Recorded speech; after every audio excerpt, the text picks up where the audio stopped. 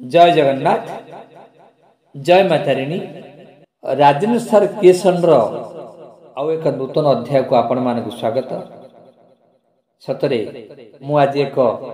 स्वतंत्र विषय उपस्थापन करने को जाउछि। आमर directorate of teacher education and SCERT Odisha रो 25/9/2025 पत्रांक 5960 अनुसार जो नोटिफिकेशन बाहर फोर्थ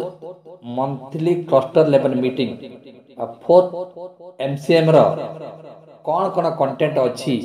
एवं सीएससी मानकर ओरिएंटेशन प्रोग्राम करने को जो चिठी रे कहा जायछि से चिठी विषय रे मु वर्तमान कहूछि एवं आपण माने देखि पारथिबे स्क्रीन रे संपूर्ण स्वतंत्र भावे सुंदर भावे ए चिठीर विषय वस्तु लिखा जायछि। वर्तमान स्क्रीन रे देखंतु मासिक क्लस्टर स्तरीय बैठक अक्टोबर 2025 पूर्व मास भली एथर मध्य कार्यसूची अछि। स्वागत केते बेले करिवे, पूर्व बैठकर आलोचना कौन केमती हबो, अक्टोबर मासर शिशु बाटिका प्रथम द्वितीय और तृतीय श्रेणी ପାଇଁ ଥିବା शैक्षिक कैलेंडर, भाषा ज्ञानर नमूना पाठटिका, संख्या ज्ञानर नमूना पाठटिका, बहुश्रेणी परिचालन रे शिक्षकंकर गतिविधि, शिक्षकंक द्वारा पाठटिका उपस्थापना एवं तापरे मध्याह्न भोजन विरति, तापरे विद्यालय परिदर्शन आलोचना, शिक्षण सोपान रजिस्टर एवं एई अक्टोबर मास पई नुआ करे आड होइथिबा विद्यालय स्तरीय पठन प्रोत्साहन अभियान पढ़िबा गढ़िबा ओडिशा एवं तापर रहिछि वर्णाली कार्यक्रम एवं जिला भित्तिक शैक्षिक आलोचना और परिशेष रहिछि संक्षेपण। प्रथमे सेप्टेम्बर मासरे केउ विषय गुड़िक आलोचना होइथिला ओ एथिरु केउ विषय गुड़िक आपण माने किपरि भाबे करिसंती ताहा सहजकर्ता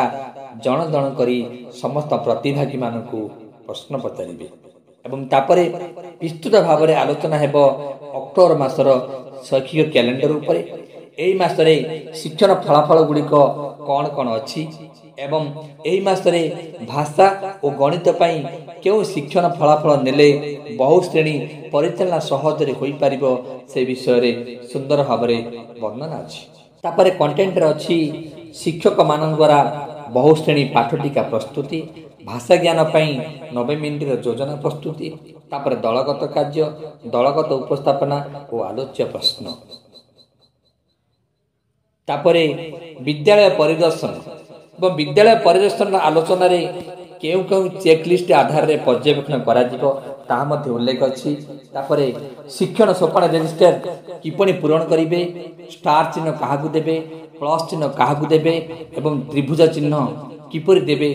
एवं प्रति स्तर रे शिक्षार्थींकर शिक्षण अभिवृद्धि पाई आपण की पदक्षेप नेबे ताहा मध्ये आलोचना करा जिवो। तापरे ए अक्टोबर मासर एमसीएम रे आउ गोटे नूतन विषय आड होईछि ता हेउछि विद्यालय स्तरीय पठन प्रोत्साहन अभियान बा पढ़िबा गढ़िबा ओडिशा, जहा कि 2025 मसिया सेप्टेम्बर 5 तारिख रे पवित्र गुरु दिवस रे माननीय मुख्यमंत्री यार शुभारंभ करिसंती एवं एथिरे पठनर दक्षता को अभिवृद्धि करिवार लक्ष्य रखा जायछि। एई अभियान केवल एफएल क्लास मध्य सीमित नहीं, यह प्रथम रु अष्टम जाए समस्त श्रेणी को निया जायछि। तापरे आउ गोटे विषय वस्तु निया जायछि पठन सामग्री उपलब्धता और वर्गीकरण। वर्गीकरण प्रथम रु अष्टम श्रेणी पिला जाए हेबो, किंतु शिशु बाटिका श्रेणी पई मान निर्धारण हेबो नाही। प्रथम और अष्टम श्रेणी शिक्षार्थी मानकु तीनोटी स्तर रे विभक्त करा जिवो, एक प्रारंभिक पाठक, 2 मध्यवर्ती पाठक एवं 3 उन्नत पाठक एवं प्रत्येक शिक्षक शिक्षयित्री प्रत्येक शिक्षार्थी पाठक साथी किंबा पाठक जोड़ी मनोनीत करिवे। तापरे मार्च 2026 पर्यंत शिक्षार्थी पठन स्तर मासिक प्रगति ट्रैक करिबा पई ट्रैकर एवं साक्षरता मीटर व्यवहार करा जिबा कथा कहा जायछि। एवं तापरे पठन प्रोत्साहन अभियान रे प्रधान शिक्षक भूमिका कौन रहिबो पठन प्रोत्साहन अभियान रे सीएससी दायित्व कौन रहिबो ए सब कथा पूरा ए जो कंटेंट रे मेंशन अछि तापर कंटेंट नजर पकाइछि संपूर्ण नुआ कार्यक्रम बर्णाली कार्यक्रम उपरे बर्णाली कौन केमिति एवं को को श्रेणी रे पिलांग पई उद्दिष्ट ताहा आलोचना करा जिवो तापरे जिला और क्लस्टर भित्तिक शैक्षिक आलोचना तापरे क्लस्टर उन्नति पई सीएससी कौन कौन हार्डटॉप नेबे एवं ताहा शिक्षक शिक्षक सह आलोचना करिवे तापरे कुहा जाइछि संक्षेपण कथा संक्षेपणर प्रथम पार्ट रे अछि आज केउ विषय पर आलोचना करा गला एवं